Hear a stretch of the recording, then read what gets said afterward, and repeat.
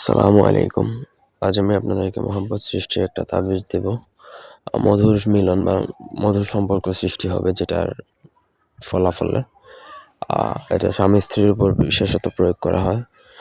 কিছু ক্ষেত্রে আপনি চাইলে প্রেমিক-প্রেমিকা বা আপনার ভালোবাসার মানুষের উপরেও প্রয়োগ করতে পারেন বা অন্য কারোর উপরেও প্রয়োগ করতে পারবেন।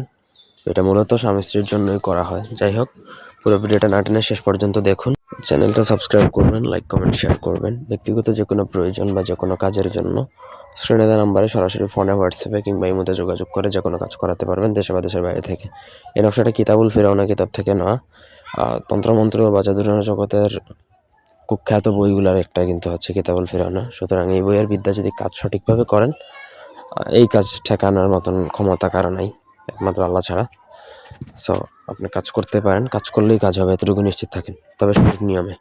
স্ক্রিনে দেওয়া নকশাটা আপনাকে রবিবার বিকালে অরিজিনাল জাফরান এবং হাবার মানে হচ্ছে কস্তুরি, জাফরান এবং কস্তুরি 2টা কালি একসাথে মিশিয়ে আপনাকে যার জন্য করেন তার ব্যবহৃত কাপড়ে লিখতে হবে।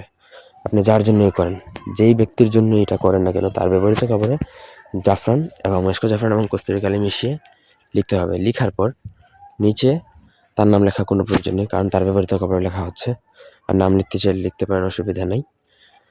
নিয়ত করে নেবেন যে সে যেন আপনার বশীভূত হয়, এটা তো আপনি মনে মনে নিয়ত অবশ্যই করবেন। তারপর সেটা তার বালিশের ভিতরের মধ্যে ঢুকিয়ে রাখতে হবে। সে যেই হোক, আপনার প্রেমিকার জন্য করলে বা প্রেমিকার জন্য করলে তার বালিশের ভিতরে ঢুকাবেন, স্বামী-স্ত্রীর জন্য করলে তার বালিশে বা আপনার পরিবারের কেউ যার জন্যই করেন তার ব্যবহৃত বালিশের ভিতরে ঢোকাতে হবে। সে ওই বালিশে একদিন যদি ঘুমায়, তাইলেই কিন্তু কেল্লাফতে আপনার কাজ হয়ে গেছে, ধরে নিতে হবে যে সে আপনার ওই দিন থেকে বা ওই মুহূর্ত থেকে সারা জীবনের জন্য আপনার বশ হয়ে যাবে।